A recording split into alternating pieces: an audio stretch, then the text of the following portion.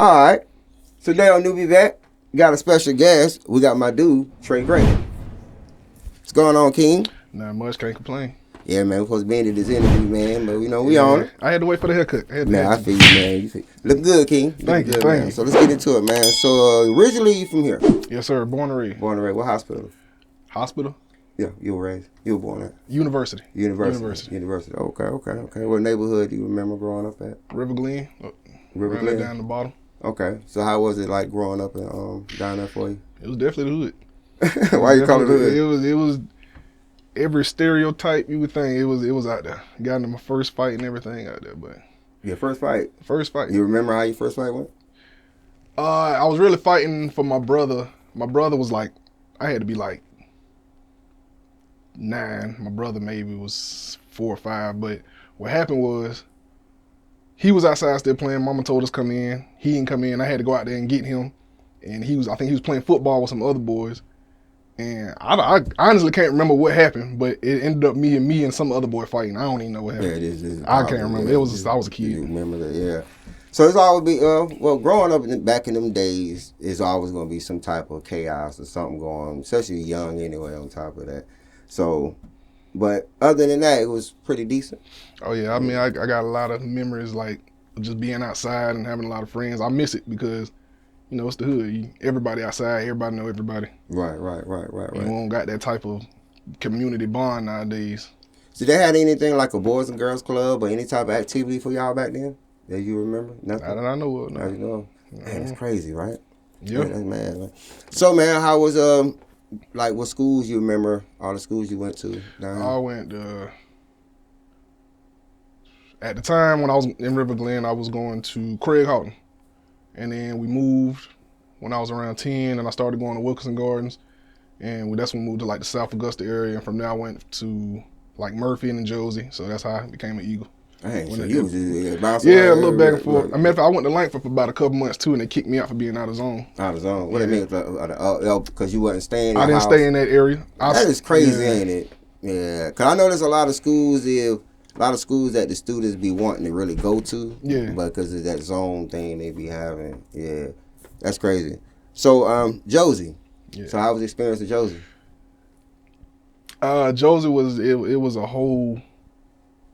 it was eye-opening. Like, just as a teenager going from that awkward kid in middle school to, you know, either people like you or you don't. Either they like you or you don't. But then when you get to high school, it's like, that's my first thing I noticed was, first of all, everybody's older than me, everybody's bigger than me, and nobody cared, which, like, nobody was singling me out. Like, nobody looked at me specifically. Like, you was just invisible in high school, and I kind of liked that for a minute. But you know, you find yourself, you find out who you are, you find out what you want to do with your life, and you find your group of friends, and eventually you come up in your own way. And you know, like I said, I eventually got in the band. I was in band since middle school, but those were my people in high school. Yeah. So the band started in middle school. Oh yeah, I started in band in 6th grade when I was at Langford, matter of fact. Okay. So what made you want to get in band? I love band, by the way. We went to a pep rally when I was in 5th grade. We went to Murphy's pep rally when I was in 5th grade, and I seen a dude hitting the bass drum. I was like, I want to do that. Right. Just to get in the band and never touch a drum. I played tuba the whole time. For real? Yeah. Dang, so you wanted to get a drum, but wanted to get a tuba? Yeah. Because they don't really, how did the band basically pick out what instrument's good for you? Far as how do they pick out which instrument's good for each The way person? they did, the band director, he would be like, what do you want to play? And he would put you on whatever you wanted, and depending on how you would do on there, he would kind of move you around and be like, oh, I think you would be better here, I think you'd be better here. Gotcha. I think I started out on tuba. Yeah, I think they just seen me as a big nigga. And like, just give you a tuba. Yeah, just give you a tuba. Get this nigga a tuba. And, you know, I stuck with it. I liked it. I ain't mind it. Right. So you had to swing it and do all that with it. Rock with it, dance, have a little groove. Got a little weight to it though. You would think that, but it's like a big hollow shell. Right. So it's not as heavy as you would think. Right. But it's heavy, but it's not. It's not as heavy as you. The way you have it, like resting on your shoulder, have it go around you, like so that. So more weight is on the top. Yeah, most of the weight is on your shoulder. Gotcha. Like you could let your hands go and it'll just hang there. So what's the most you had to walk with that tuba? Parades. I can't even remember. We did so many parades. I know y'all hated them. We only had it when it was Just cold. The cold, yeah. When it was cold, because instruments would get cold, fingers get cold, spit start freezing up, instrument wouldn't play right. So it was a lot of little stuff like that. See, that's the thing I remember about the bands. Like, it's the parades, and then it's the games, the halftime shows, the whole nine. I know you enjoyed the halftime show when you was in school and stuff being lit. Yeah. Y'all used to go against other schools down? Yeah, a lot. A lot? Yeah, mainly the inner city schools like Laney, Butler, Glen Hills, the schools that you know. The schools that you know. Yeah. Oh, okay. And they be having like who won and stuff like that. Sometimes? It was never really like a competition. It was us playing against them. We would go back to the band and be like, oh, we ate them up. Right. But they probably say the same thing when they go to the band room. So it was never nothing official. It was just kids having fun. Okay. Cool. So during this time, was you rapping at this time or did it came a little later? Talking about while I was in band? Yeah, was you rapping when I was in band, I focused, my focus was band and girls. Like, that's all I'm, band and girls. Gotcha. I had been rapping since elementary school, off and on, but I started taking it serious when I was around 19, and I would upload videos on my Facebook. They all private now, so if you can go, can't nobody find them, but I can see them. Right. But I have videos of me sitting in my kitchen rapping. A lot of good songs, a lot of good bars, but what happened was, as I got older, I was starting to learn the rap game and how can you get broken? Like, how can you get broken into the game? How can you get seen? And I found out that the thing that set me off was having to pay to perform. Now, I understand that's part of, rapping. That's what you got to do, but it didn't really sit right with me. Right. So, like, now I understand it, now that I'm older and mature, but at the time, it's like, nah, I would rather. And also, I was trying to learn how to do everything myself to be self-sufficient. I was trying to make my own beats, learn how to do videos. Right. So I was in the process of learning how to do videos, to do my videos, and ended up just getting the video. That's how you wind up getting it. And it just stuck with videos. And I was like, I'd rather pay people, or I'd rather charge people for their videos than to pay somebody to perform my own music. Yeah, facts.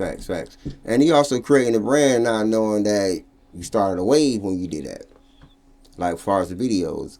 Well, I started a wave as far as like with the music videos, like the effects and different things when it first came out. Like Lisa Ray.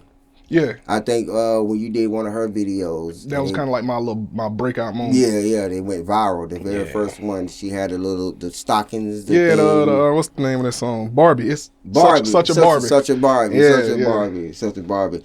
How was that working with Lisa Ray? I know it was crazy. Me and Lisa Ray don't really talk anymore. A lot of stuff going on with her. But at the time, what happened was I was hitting up everybody, like people I knew that rap, people I went to school, like, hey, let me do your video. Right. Nobody was really giving me a chance, and I understand I was new, so they didn't really see any work that I had put out. So I was like, okay, I need to do something to put something out there for somebody to see. That's when I started doing the homecoming. It was Josie Homecoming in 2022. I did that video. That blew up. Right. And I was like, oh, I want to keep this momentum going. Right. Laney Homecoming's nigga. I did Laney Homecoming. That kind of went crazy. And there was this guy I went to school with named Evan Ramsey. He go by 32 Evan. He hit me up one day. He was like, yo, I see you do videos. I'm like, yeah. He's like, come shoot a video with me. I was just getting off work. I was like, I don't know, bro. I don't know if I got time. I'm tired. I was just getting off work. He's like, I got Rakim in the video.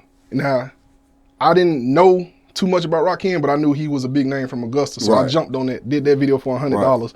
Right. And I feel like, okay, now I got like a celebrity. Like, I got somebody that's on the rise. Yeah, so I used that video, that Rakim video, and I showed it to a bunch of people like, hey, I did Rakim's video.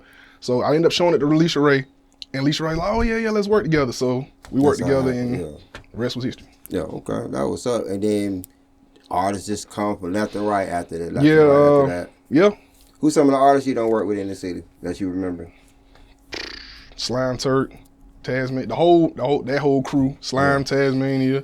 Shout out Slime. I just did Slime's interview. He had just left here for you. Yeah, shout out to today? Yeah. Shout out to Slime. Yeah, they both asked about you. Oh yeah. They're like, where he's been missing. They're like, they need you back out here shooting videos. I'm on Facebook. I'm right. Like Trey Grady right there. But I done work with Slime Turk, A1 Bird, what's his name? He locked up right now. OG Trip, free trip. OG Trip, free trip. Other people in the city I done work with, Young Brexy, Nico Barnes, and Okay. his crew. And my boys and Nico and Brexy. I ain't gonna lie, it's so many right now. I feel like I'm gonna be mad that I miss some names, but there's a lot of people I don't work with. I think the biggest name I don't work with outside of the city might have been Pastor Troy. Pastor Troy. Yeah. And even though he's kind of from the city, but so far that's the biggest name I don't work with. Right. Okay, that was up. So doing all those jobs and work from 2022? We're starting videos, yeah. Yeah, from 2022 to now. What are some of the pros and cons of video making? It is not as lucrative as people would think. What you mean?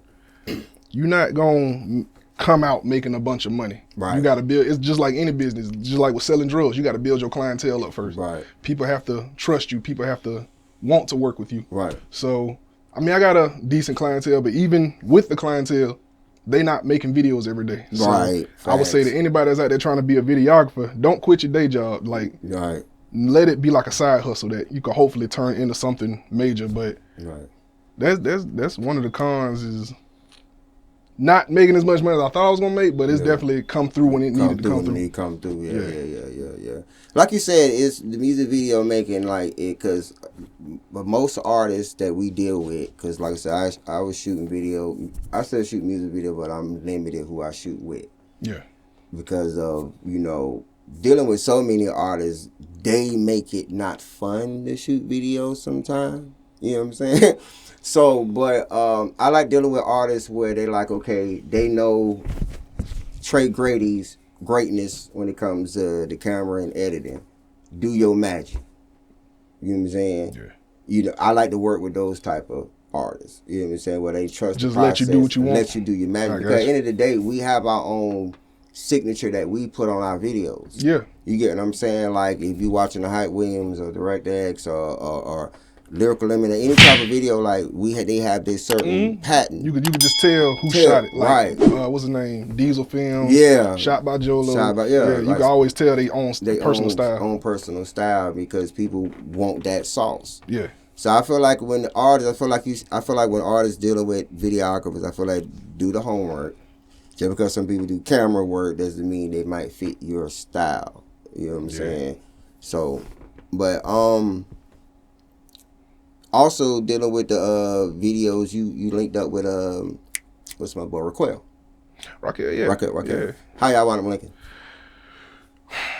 The Josie Homecoming video. So okay. The other guy that shoots with Raquel, 5K. 5K. Shout out 5K, Raquel. Yeah, shout out to 5K. Both of them went to Josie after I graduated. So when I did the Josie Homecoming video that went viral on Facebook, they seen it and specifically 5K was reaching out to me. He was like, he kept hitting me up like, hey man, let me work with you. Let's shoot something together. And at the time, I'm a new videographer, so I'm not paying attention to nobody that's not putting money in my pocket. So gotcha. I ignored him for a while. And there's my baby daddy's, no, not baby daddy. My sister's baby daddy's friend, Darion, he had a video shoot and he booked 5K. Now I know Darion personally because, through my sister. So he's like, hey Trey, pull up. Not to shoot the video, he told me just pull up, just network. So that's when I met 5K and Raquel, and we just been locked in ever since. Y'all do some great work together, man. Appreciate it. I feel like the work is better when we work together than to just be by myself. I used to get when y'all, because all three of y'all kind of like came out around the same time, so it's kind of confused people. Cause I didn't know who was 5K. I didn't know because nobody, like the faces wasn't attached to. And I think that was on purpose in a way. Like I didn't want my face necessarily attached to anything. Like I wanted my logo, I wanted my brand, I wanted just my name to be worth it. Like I said, I don't post too many pictures of myself or anything of myself. So that's why doing something like this is big for me. So right. So you also shoot like weddings and anything else? Whatever somebody need me to shoot, but I haven't shot a wedding yet. Okay, what's some other things you shot? You filmed? Do a lot of events. A lot of events, a lot of music videos. I did a 1-year-old birthday party. Oh no, that was dope. That was fun. It was different. Yeah, it was a bunch of little kids. Yeah. Just gotta watch where you step because they just everywhere. Everywhere, yeah. I know that was pretty dope though. So but when it comes to the working the cameras and stuff like that, like people don't understand how much time and energy it takes to learn these cameras. Also to tune this up with an editing software. Yeah. And like going back to what you were saying about the video, the reason I calm down a little bit on videos is because they be wanting their videos to look like it's a Megan Thee Stallion type video for They $150. Yeah, so they want a high budget video for a low budget. Right. So it's like you want that type of look, but you have to invest in that. Like you have to pay the camera person. Then if you want the looks and the women and the whole night, you have to invest into your video. And I think a lot of artists don't get that part when it comes to your video is only gonna be as good as how much you invest in it. Yeah. And with me, I'm kind of moving away from music videos in general because you know, not a lot of people are really trying to shoot too many music videos. Right. And a lot of people feel like they can do it themselves with their phones and stuff. So Right. I'm like, cool, I didn't get into, I got into editing first. Cause like I said, I when I wanted to learn how to shoot my own videos, there was an NBA YoungBoy video that had some effects on it. Right. So I started off because I wanted to learn how to do the effects. Right. So I spent like a week in my room just learning how to do effects. And it wasn't until I got done learning how to do effects, it's like, okay, now I need something to put them on.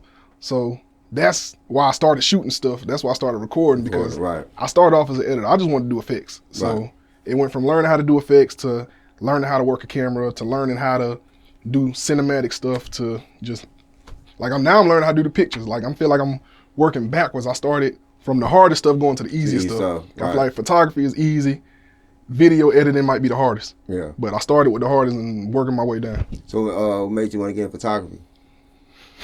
I feel like it's more lucrative. I feel like more money that way. Like it's actually more money in photography than videography. Believe it or crazy. Not. Believe it or not, yeah. It's crazy. I would like you were so right. And I don't do photography, but I be having ass of people want pictures. Then they call for videos because, like I said, consumers be more average people. Yeah. They want birthday parties, kids, just graduations, pictures for anything. I've had moments where I'd be embarrassed because I'm in my videographer mode. So I'm recording. Somebody like, hey, take a picture of me. I don't even know how to switch the camera to picture mode. So it was like I had to lock in with that. I learned so much with videos. So yeah, but pictures definitely get you more money because a lot of people want pictures. People want studio pictures. So I'm learning that right now. And shout out to 5K for helping me out with that too. Yeah, man, that's what's up, man. That's dope. I like to see our brothers have that unity with each other and build and stuff like that. Should get one of them up in here. Y'all come and holler at me, man. Yeah, come and holler at me. I met Raquel. I actually met both of them. I done bumped into Raquel at the mall, but I met him at my old studio. He came by with what artist? He came with an artist. He was shooting some artist video. He came, him and 5K.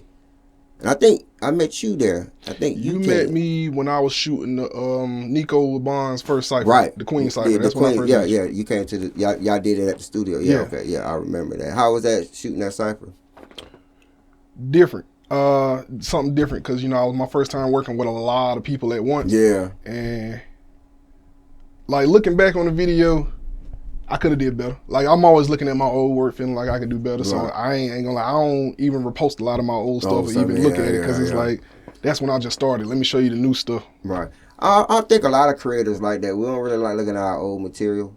We like kind of looking at our updated stuff. Cause we like looking at the old material reminds us of the flaws and errors that we could have fixed. We're like, it just do something. It make you want to delete it, but I feel like I got to keep it because it's me. It's history. It's something I created, and it shows the steps. It shows the growth. Right. So how you feel about Augusta, man? Like far as the city, like far as the landscape, do you feel like we need to grow in certain areas, or you feel like we're on a good path? Well, I was talking to my girl about we need more stuff down here to do for adults. We are on a path of growth, and that's kind of why lately I've been doing a lot of drone shots of the city. Because now I look at it like, I don't look at myself as a photographer or videographer. I'm just seeing myself documenting Augusta because, let me tell you, I feel like within the next 15, 20 years, we're going to be like Atlanta. with everybody coming down here and hope they build Cause stuff. they already coming here. Yeah, they already be coming here. So. Trust me, I'm not a fan of everybody coming to Augusta because I grew up with Augusta being a small town. I kind of like it that way. But you know, if it's good for the city, it's good for the city. And all I can do instead of hating on the sideline, let me be a part of it. Let me get some money. Let me do something with it. So do my part. Augusta's definitely growing.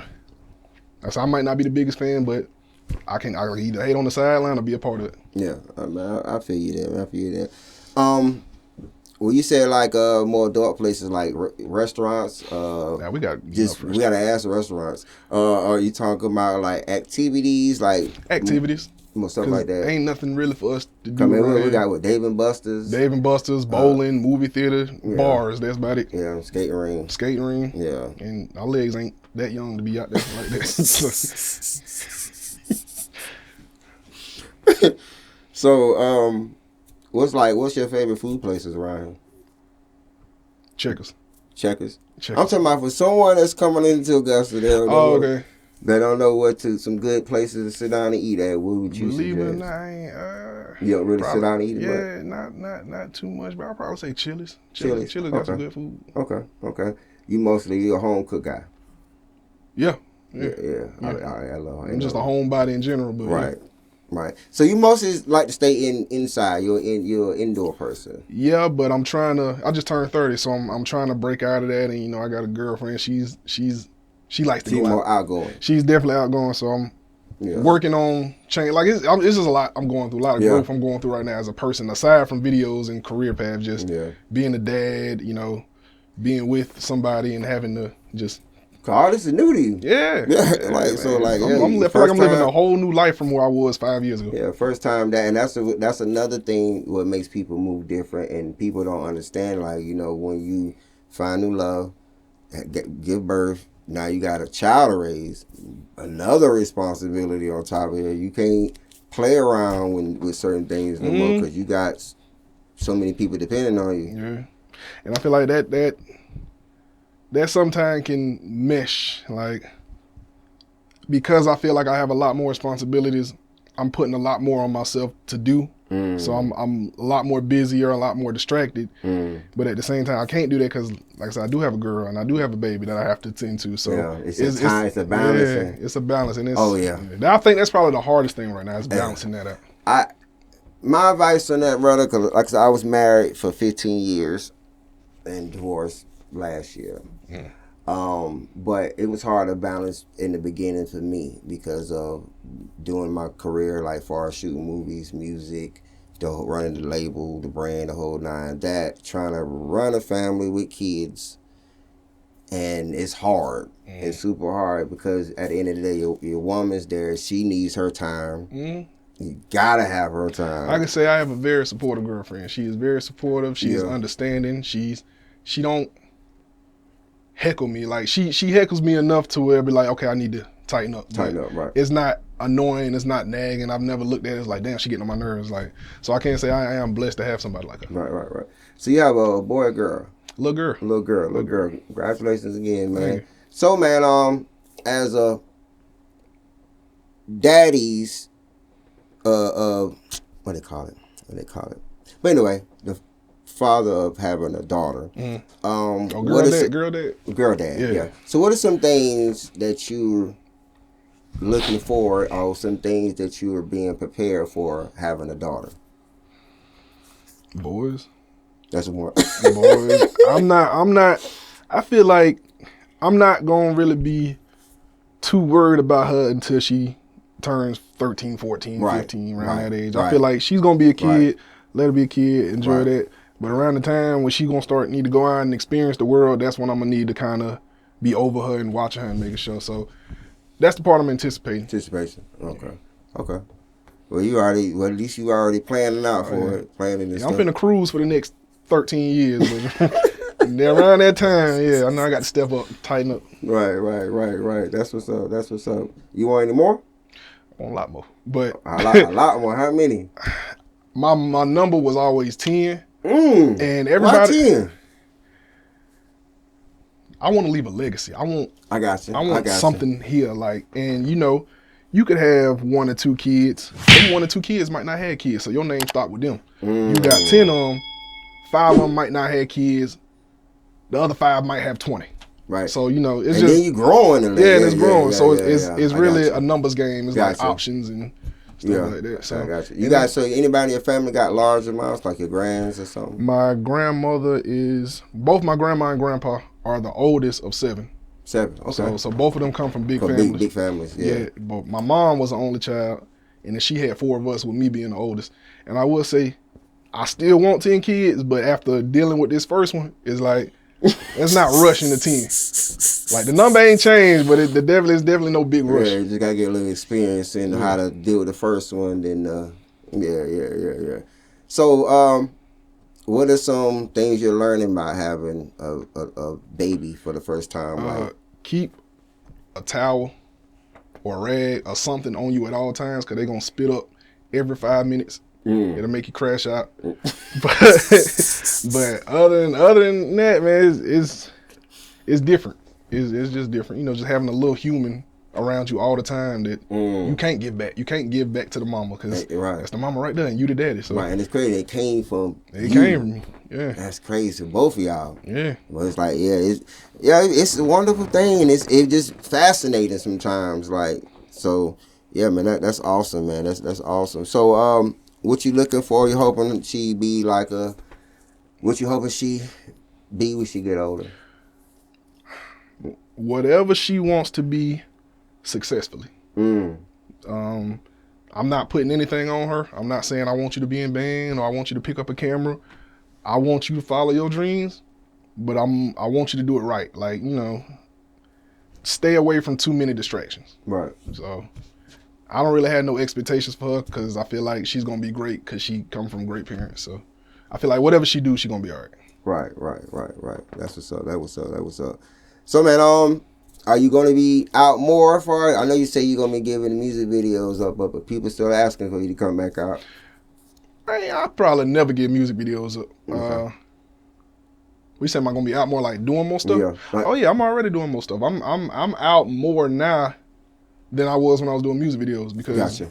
like I said, I got the drone now, so I'm got the inspiration to just go around get pictures of the city and stuff. What's the most beautiful location that you done spotted that you ain't seen until you saw it on the drone? That area over there between Riverwatch Parkway and Broad Street, where your old studios bit, that building. Oh, the new building that they just put together? Nah, it's like an old factory or something. Mm-hmm. It's like a brick building. Mm-hmm. They just rebuilt that. Oh, well, yeah. They rebuilding it, yeah.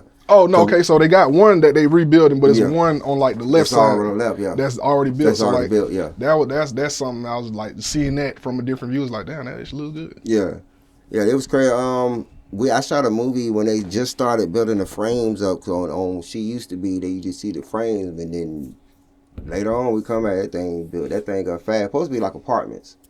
Yeah, that's where they building out their apartments, and stuff like that. A whole little area community gonna be right there, which I think is dope. I mean, it ain't a bad little area, but you know, I think it's dope. Yeah. It ain't the best area, but ain't the best area. Like I said, Augusta ain't the bad parts of Augusta ain't gonna be the bad parts for too long. I know they tearing down hoods, they really gentrifying. Yeah, they actually moving people. Yeah, like they moving by tearing down a lot of stuff, and a lot of people getting evicted and moving and stuff like that. And yeah, you're right. And I like how if you go down Broad Street, every residence is like probably white people until you hit East Boundary, which is like officially the hood. And you see nothing but niggas outside. So I mean, I think that's funny to see. Hey, that's facts though. Yeah, that's how it is. That's facts. Like, I don't even think they in Old Town. They doing I don't know. I don't see that many blacks in Old Town. Like till you get to that stop sign, then you see them. When you hit East Boundary, it's like a whole different world from East Boundary to anywhere else. It sure is, man. That's crazy. I mean, I gotta ride through Old Town just to see if I see anybody now. Yeah, my mama still stay there, so we be down there every now and then. And it's the same. And it hasn't changed. They doing the streets right now, but other than like it being the bottom, it's still the bottom. It's still the bottom, yeah. And I think the thing, a lot of Augusta's not going to really do a lot to these old buildings and places and stuff like that, because I feel like changes would have been changed. They, like you said, they rather just tear down something else and just build something in a whole different area. Yeah. Because they're not for the. To my opinion, I feel that they're not going to build anything new in the bottom just for them to tear it up again. That's what they feel like they're going to do. Yeah. So it's like, yeah, that's. I mean, the bottom ain't never really had nothing. Yeah, exactly. Like you can't even get a grocery store down there. People still got to go to Family Dollar. Right. Get What is groceries. that? What was that? What is that little place on the corner? That little market? Was that a store? Chevron.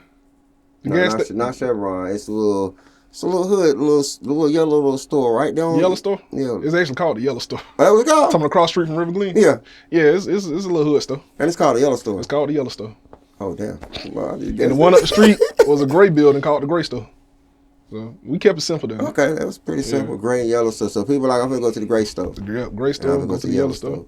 Or go to the Chevron. Chevron. Okay, and then the nearest Family Dollar, like right there. On Laney Walker. No, it actually ain't that close. You got to go cross the train track. You got to walk from the fairgrounds, past the train tracks, past what's the neighborhood on the left side, Allen Homes, past.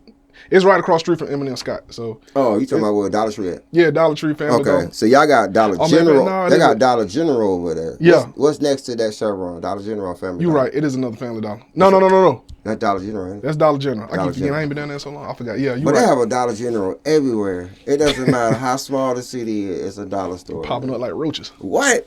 That's crazy, man. They know where to put them at too. Yeah, they booming. They be booming and be taxing like they Walmart. Yeah, that's for real. So, man, yeah, so before we slide off on NewbieVeT, man, how can they get in contact with you, man? Is there any love you like to shout out? You can find me mainly on Facebook. Like, that's where I'm going to be. Facebook, Trey Grady. I got an Instagram, shot by 3GA, but if you message me on there, it might be a week before I get back to you. But yeah, those are the main two places to reach me.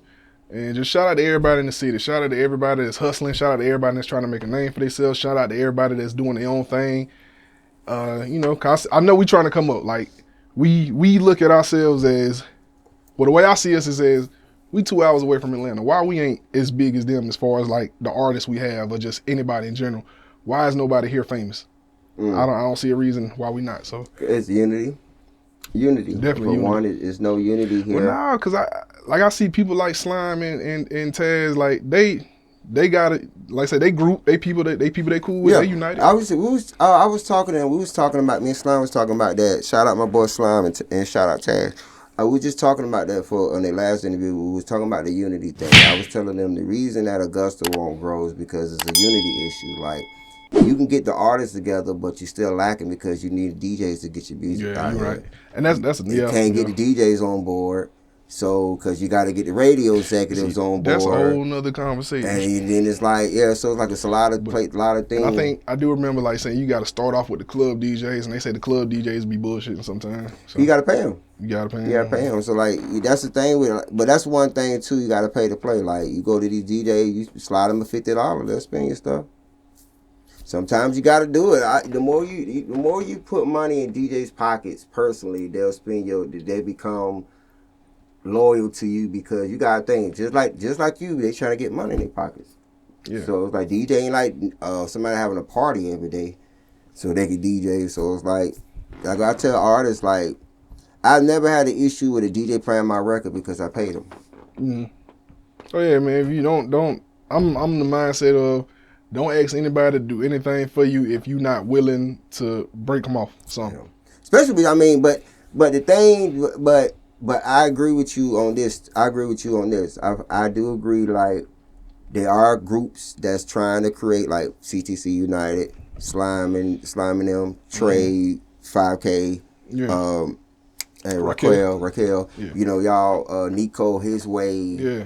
Whole Hundreds, like everybody it's a bunch of different sections and stuff. And we all cordial and cool with one another, so that's a good thing. There's not no beefing with camps and stuff, so that's a good thing. So like you said, now it's all about uplifting to the next thing. Do you feel like networking is an issue? Do you think like that's what it is? Yeah. Yeah. I feel like everybody know everybody. Like, we can I can easily get in contact with, like, say, what's his name? I ain't never shot a video for him. Stendo Flip. Shout out my boy Stendo. I feel like I ain't never met Flip. I ain't never even spoke word to Flip, but I feel like it's not hard to get in contact with him. Yeah. So I feel like it's not hard to get in contact with anybody that's doing anything in the city. It might be an ego thing. It might be like a lot of people. I think a lot of people like, I want to be the first one to blow up, or I want to be the first one to do this. And that's what it is. It's an ego thing. People want to be the first one to be the first idea. Yeah, so if I'm not a part of it, I ain't got no parts of it. I would say we had something, or we got something with the 20 the balloon pop. That shout out my girl Jaleesa. Shout out Jaleesa. Like that. So far right now, that's the only thing I can see that's probably doing a little something. That's doing a little something. I also want to say to Turk and Taz, they had gold. They had me working on a project with them called Hood Series, or Hood to Hood Series, something like that. We did 2 episodes. Listen, I feel like that was gonna take off because we was basically going to getting a rapper from Augusta, going to his hood and just talking to him. I would get drone shots of the area. Yeah, nobody's doing that. Like nobody was doing that. And we did one for AJ and a dude from South Carolina called Gorilla. So we did 2 of them, and I feel like that definitely need to pick back up because it's a lot of artists that be willing to come out. And then that'll also, by y'all doing the interviews and doing it like that creates another interview stream down here because we need to utilize, like I said, all the artists need to utilize all these interview platforms like NewbieVeT, Ready to Be Accountable, Palette Podcast, Ready to Be Accountable, More Than Masters. All these podcasts that's going on in the city. Shout out to Ready to Be Accountable. I fuck with them. Oh yeah. So they need to utilize these platforms too, because all media needs to go out. That's another reason that CD can get out by just constantly let's flood the internet with media. Yeah, and not just like I said, not just music. Like not just music. Put your face out there. Right. Do a NewbieVeT interview. Do a Ready to Be Accountable interview. Do whoever is willing to talk to you and put you on camera and put you out there. Just talk to them. Yeah, talk to them to get the word out. So everybody doing their part. Like you said, we do our part. The city get on. Big fact.